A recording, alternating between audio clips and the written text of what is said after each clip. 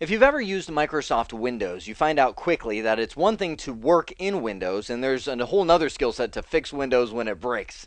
And it's the same thing with the iOS, or more specifically in here, iOS XR. Knowing how to work in it is definitely one skill set and the bulk of what you'll need, but what happens when it breaks? Or what happens when I need to upgrade the iOS XR and manage that? That's what this nugget is all about.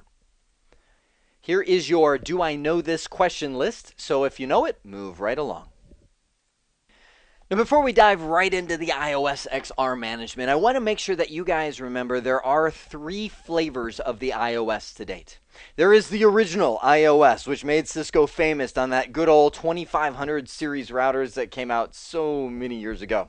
And the iOS is still alive and well in the consumer world on a lot of the ISR routers and so on. I remember when iOS XR first came out, the rumor was, man, this is going to quickly take over all Cisco routers. But that was now 8 years ago, 7 years ago. I mean, it was a long time ago when I was at Cisco Networkers, wasn't even called Live back then, when they first announced the iOS XR, and here still we stand.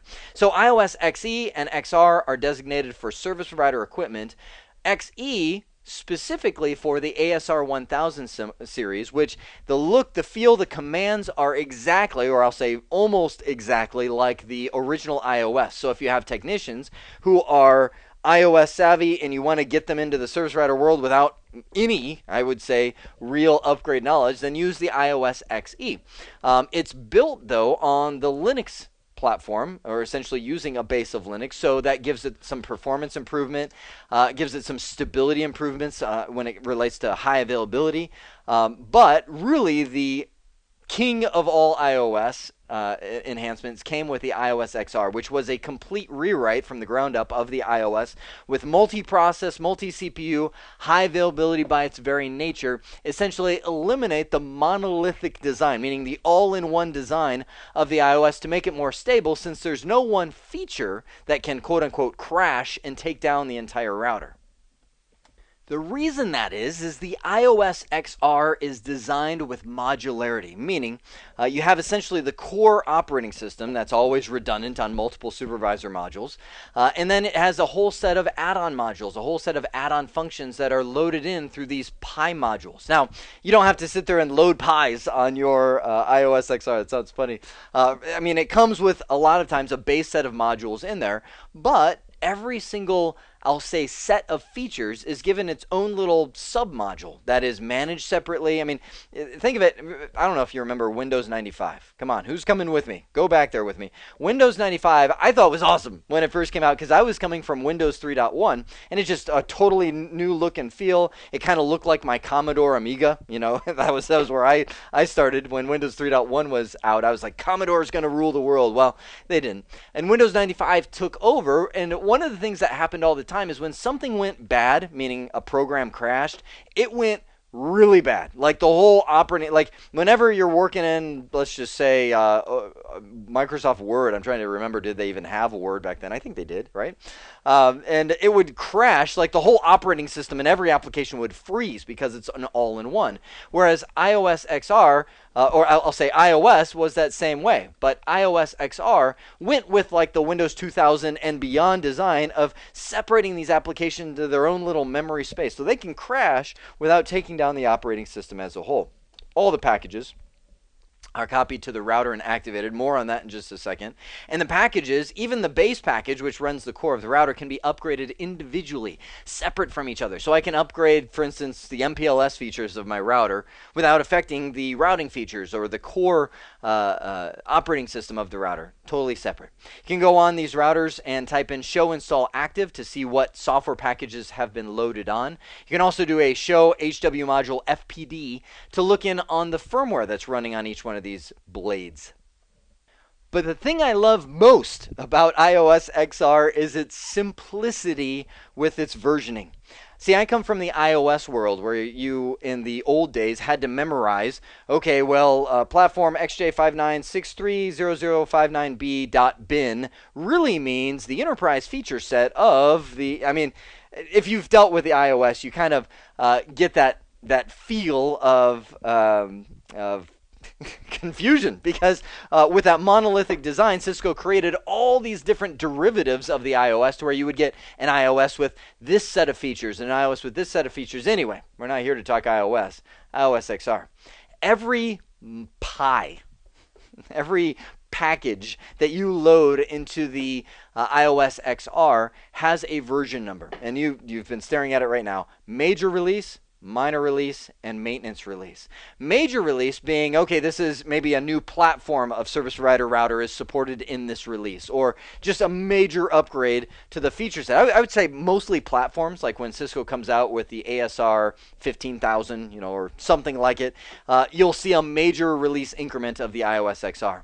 Minor release is features. Like they've added something new. Hey, 6RD automatic tunneling added in this release, or whatever. Whatever new feature is out there is going to be included as well. Obviously, these would include whatever bug fixes are out there.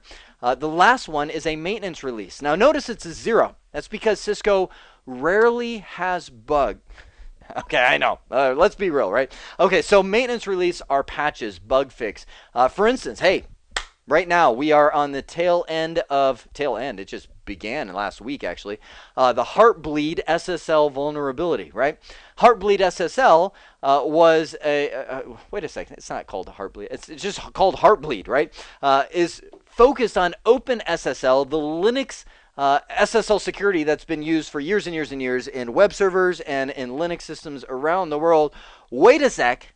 Hold the phone. iOS XR is built on what? Linux. iOS XR incorporates OpenSSL. So, for instance, when Heartbleed came out, you better believe Cisco was on it with a maintenance release that could patch that OpenSSL vulnerability in the iOS XR, which is built on top of that Linux foundation. So we've talked about the versioning. Now, what's it look like to actually upgrade some features or upgrade some packages on your iOS XR device? Well, first off, you got to get the Pis, right? You got to go to Cisco's website, download whatever upgrade it is, and put it on a TFTP server. That's usually the preferred way to go when copying these things over. Now, but you can go all kinds of ways: HTTP, FTP, all that, right? Format. So here's what one might look like. You'll typically see these Pis formatted with the platform, followed by the feature set. For instance, this is an upgrade to the multicast module. .py tells you what it is, and then there's that version. So that's where you'll see the version that I just showed you on the previous slide. So this is major release 4, minor release 0, maintenance release .1, right? So you go into the admin mode of the iOS XR device. Now, unfortunately, I would love to show this to you, but the iOS XR devices I used were rented, and the person who rented them to me, or I should say the company that rented them to me, was not very favorable on me taking down their router. So they banned admin mode. You can't get into it. But you go into that mode, just from the privilege mode of the device, from the exec, and type in copy TFTP, if that's what we're using, disk 1, right? Now, I'm assuming that the Pi, this file, is sitting on a TFTP server. And by the way, this can be the full string TFTP : / IP address / file name / whatever. That can be right there. And then disk 1 is the actual compact flash or flash that is sitting inside of this iOS XR unit, right? And it copies it over. So now we have this file located on disk 1. Then, from admin mode, we can type in install add, followed by that file name, maybe disk1 : and the ASR9K MCAS Pi file name that you see right here. That adds it into the running memory of the device, but doesn't actually use it, right? From there, this is the big command. Hold your breath, install activate. That takes the now memory resident file there and activates it and says, we are using this. Now, this may, depending on what Pi it is or where it's at, cause a module to go offline and reboot, or a feature set to temporarily go down. So you may want to flip over to a redundant device, or, I mean, it depends. Depends on what kind of upgrade it is. So you activate it, and now it's actually running. But in the running config, install commit saves it. Just like the commit command applies whatever configuration is sitting there waiting, install commit makes it permanent. So we will run this module every single time the iOS XR device boots up. Now, commit sounds very permanent, right? Totally. But we can type in install rollback and roll back to a previous version of that. So we're like, hey, this is working, life is good, let's commit it. You save it. You get all of a sudden a flurry of calls from customers. They're like, my television set exploded because of, what, who knows? It comes to me off the top of my head. So you go, we can't have that. Install rollback, and boom, it'll flip back to the previous version of that. Again, they designed iOS XR for high availability. The final thing I want to discuss is something called Turbo Boot, which by the name sounds like, yes, this is awesome, iOS XR boots so fast. It actually has nothing to do with booting so fast. This is a way of installing iOS XR software from ROM monitor mode. Now let me ask you, if you're in ROM monitor mode, what state is your device in? It's down. It means it's offline. You've taken it down.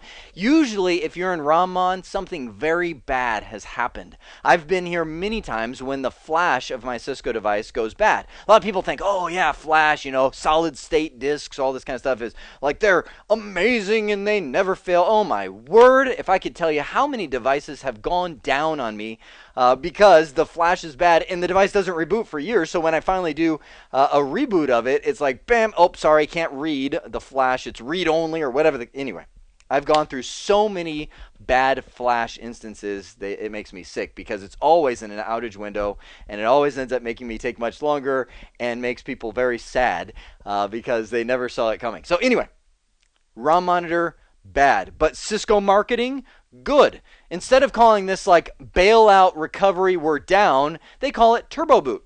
So people are like, oh, this is a cool feature.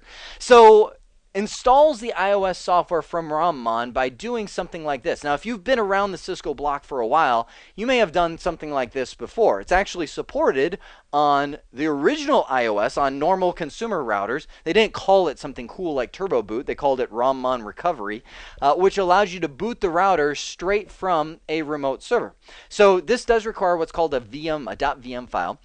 So you download essentially a pack of iOS XR software from Cisco, and it comes in a .tar, which is Linux speak for a packaged file, compressed, kind of like a zip file, right?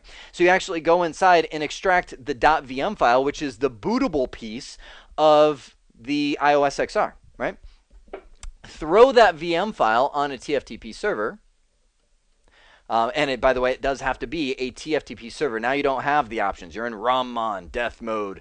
So you go into ROM-mon and you actually assign the iOS XR device an IP address, the mask, TFTP server, default gateway. And by the way, it requires a default gateway. Even if the TFTP server is on the same subnet as you still got to type it in. If you try to do it, oh, you need a default gateway, even though you don't, right? Think of ROM-mon as like, I am not friendly mode. I am running off of a base code set that has very little in it. So this, I said, sample syntax to be typed with dripping sweat and with shaking hands. I say that, smiling, but knowing that I've been there, and I don't want to curse you, but you'll probably be there at some point where everything's down, pressure's on, you're like, okay, come on, Turbo Boot. And maybe that's where it got its name, is somebody was praying, boot, faster, faster, faster, and they named it. So this then boots it up and then is running the actual iOS XR from this remote TFTP server. Not too bad, right? Not too much to it. Managing the iOS XR software, mostly done, hopefully, from that admin mode, not from ROM-mon mode, where you can go in and upgrade the iOS XR, even the core package, any of the modules of features that have been added to it, just by using that install add command and install activate to get them running on the device, kind of real time, make that switch over. But you also have Turbo Boot should everything go wrong from ROM-mon mode to get that device booted up and back active again. We saw the versioning, we saw the different flavors of iOS. I hope this has been informative for you, and I'd like to thank you for viewing.